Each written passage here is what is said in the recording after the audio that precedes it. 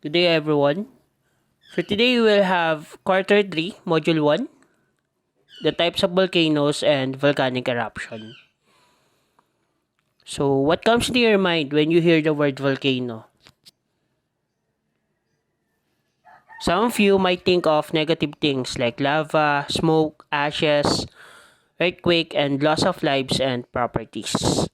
Okay, so pag narinig natin yung word na volcano, meron talaga siyang negative connotation, no?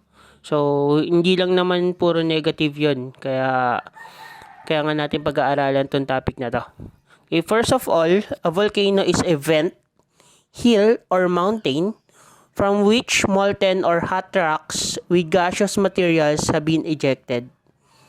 Okay. Also, craters, depressions, hills, or mountains formed by removal of pre-existing material or by accumulation of ejected materials. Volcanoes are often found where tectonic plates are diverging or converging, and most are found underwater. So, yung volcano, meron siyang vent, no?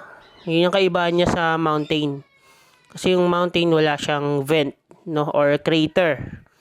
Okay, so, mula doon sa vent na yun, din lumalabas yung mga materials like yung mga hot rocks, or pag lumabas na yan, tawag na natin dyan is lava.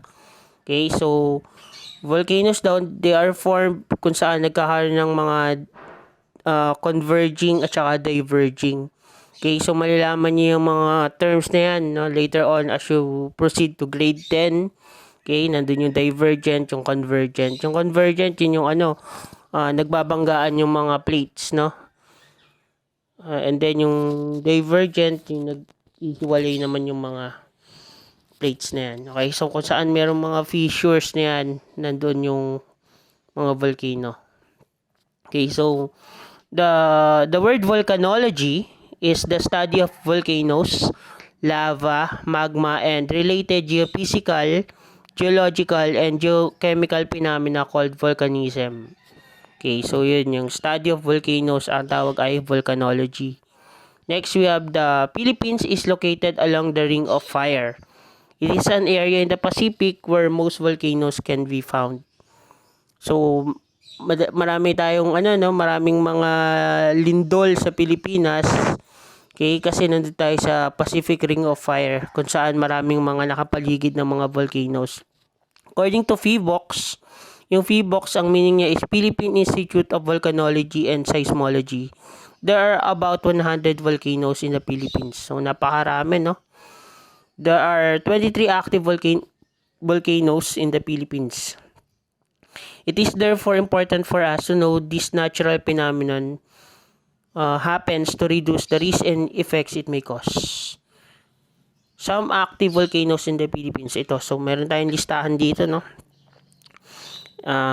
Yung Ambalatungan Group, Babuyan Claro, Banahaw, Biliran, Bulusan, Kabalian, Camiguindi, Babuyanes, Didika, Sibok-Sibok, Iraya, Iriga, Hulo Group, Canlaon, Leonard Nyasep, active 1,800 years ago, Makaturing, Matutum, Mayon, Musuan, Parker, Pinatubo, Ragang, Smith, and Taal Volcano.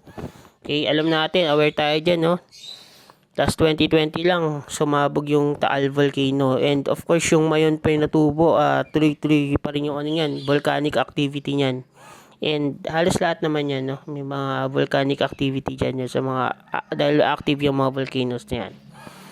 Next, hindi lang ito external, no? Maging internal parts. So, these are the parts of the volcano. So, nandiyan yung number 1, yung ash, no? Lava flow, lava dome, lava. Ang kaiba ng lava sa magma, kapag nasa loob pa yung molten material, ang tawag po din is magma. Once na nakalabas na siya sa volcano, okay, ang tawag na sa kanya is lava. Okay, next you have the vent. Okay, 6 is tephra, 7 caldera, lahar, number 8. Ito yung ito yung mga mga materials na ini-eject ng volcano. Next, number 9 is fissure. 10 is dike, magma, and magma chamber. So, magma chamber, yung source lang ng molten material sa ilalim ng volcano. Okay, so yun yung mga parts, no? Both internal and external parts ng volcano. Next, there are 3 main types of volcanoes according to their shape of their cones. First, we have shield volcano. Okay. Next, we have cinder cone volcano at saka composite volcano. So, makikita niyo dyan yung kaibahan nila, no? Nilang tatlo. Discuss pa natin sila in detail. So, stratovolcano or composite volcano, it is a conical volcano consisting of layers of solid lava flows mixed with layers of other rocks. It is also the most common type of volcano in the Philippines as well as in the world. It has the largest percentage, 60% of the Earth's individual volcano. So, pinaka-common volcano daw sa mundo is yung stratovolcano or yung tinatawag na composite volcano. So, stratovolcanoes are one of the most deadly types of volcanoes and their eruptions are highly explosive and dangerous. So, delikado pala itong mga volcano na to. Okay, so ito yung mga some stratovolcanoes in the world. Yung Chilean Andes na nasa South America. Next, we have Mount Rainier sa USA. Mount Tambora sa Indonesia. Mount St. Helens sa USA. And we have Krakatoa sa Indonesia. So, yun yung mga ilan sa mga stratovolcano sa mundo. Sa Philippines naman, dahil nasa Philippine setting tayo, okay, yung Mount Apo, okay, isa rin siyang bulkan na nasa Davao. Next, Mount Pinatubo, no, na sumabog noong 1991. Nasa Central Luzon siya. Nasa area siya ng Pampanga, Zambales, Tarlac, no. Next, we have Mount Hibok-Hibok sa Camiguin. Mount Mayon sa Albay is also a stratovolcano. Next is Mount Canlaon sa Negros. And Mount Arayat sa Pampanga. So, yun yung marami pa yan, no? Halos lahat ng bundok sa Philippines nga ay stratovolcano. Okay? So, yun na ilan lang sa mga nabigay ko dyan example. Okay, punta tayo sa pangalawang type ng volcano, yung shield volcano. Shield volcano has a broad shape due to having been formed by multiple lava flows. This type of volcano is formed as a result of lava flowing over a period of time. Because there are multiple flow points for lava, a gently sloping surface is created which resembles a warrior shield. Which is why they are described as shield volcano. So, yun. Pag tinignan mo siya dun sa taas, no? Yung naka bird's eye view ka, tinatawag, is para nga siyang shield daw, no? Kaya siya tinawag ng shield volcano.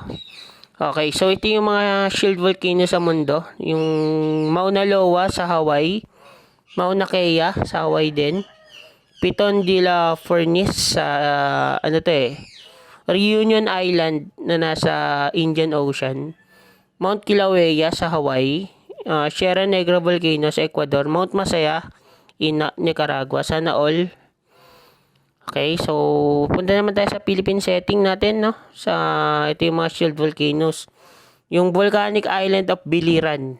Okay, island siya, pero it was originally a shield volcano, no? Kumbaga yung island na yun is part of a volcano. Next is yung Taal, no? Taal sa Batangas is a shield volcano. Mount Balatukan sa Misamis Oriental. Okay, yung pangatlo is yung cinder cone volcano. Okay, doesn't have any horizontal layer, instead a steep conical hill of tephra or volcanic debris accumulates around and downward from the vent. Cinder cones are the simplest volcanic formation. They rarely rise to more than 1,000 feet above the surrounding landscape. They are known for their violent and explosive eruptions. Okay, so ito naman yung mga cinder cones na nasa mundo, no? Yung Parikatin sa Mexico, Lava Butte sa Oregon, USA. So meron ding cinder cone volcano na nasa Alaska, USA. Yung Amboy Crater na nasa California, USA.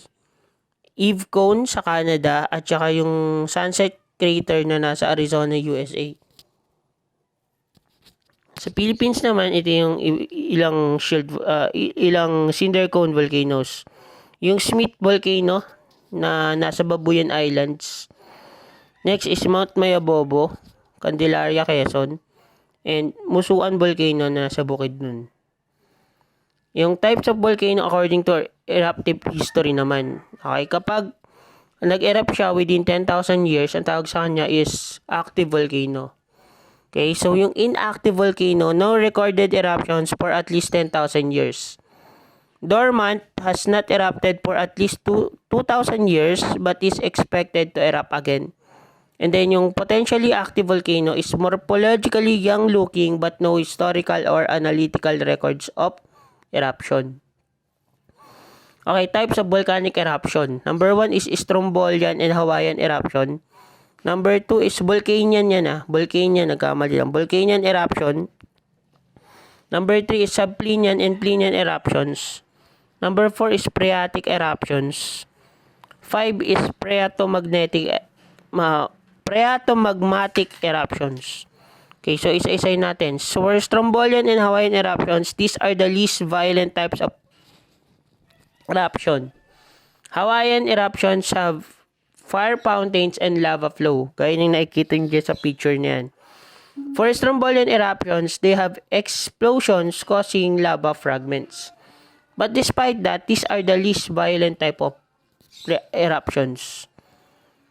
Next is yung Volcanian eruptions. These eruptions are small to moderate explosive eruptions lasting seconds to minutes. Ash column can be up to 20 kilometers in height and lava blocks and bombs may be ejected from the vent. Okay, so dito sa Volcanian eruption, characterized na siya ng mataas na ash column na umaabot ng halos 20 kilometers, no, yung taas. Okay, Subplinian and Plinian eruptions. Eruptions with a high rate of magma discharge sustained for minutes to hours. They form a tall eruption column of a mixture of gas and rock particles and can cause wide dispersion of ash. Okay, so yung ito na, meron na siyang lava, no? Meron na siyang lava, meron na siyang mga gas particles at saka meron na siyang ash column. Yun yung Subplinian and Plinian eruption.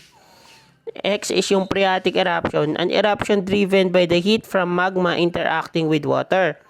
The water can be groundwater, hydrothermal systems, surface runoff, a lake, or the sea. This type of eruption pulverize surrounding rocks and can produce ash but do not include new magma. Okay? So dito merong usok pero yung usok na yun resulta siya ng interaction ng magma sa surrounding water, no?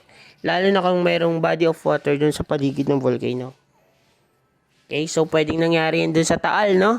Kasi may water, no? May lake doon sa gilid ng Actually, yung buong lake na yon, originally that was the volcano. Okay? And then karon lang ng lake doon because of the several explosions, no? Of the original Taal volcano. Next is yung Phreatomagmatic eruption. It results from the interaction of magma or lava with water and can be very explosive. The water can be from groundwater, hydrothermal, surface runoff, or lake or the sea. Okay, so ito yun. Nag-interact din yung magma or lava dun sa water and napaka-explosive din ng eruption na to. Okay, so yun yung mga examples ng types of eruption. Okay, so let us see again, okay, on next meeting, and take care and God bless.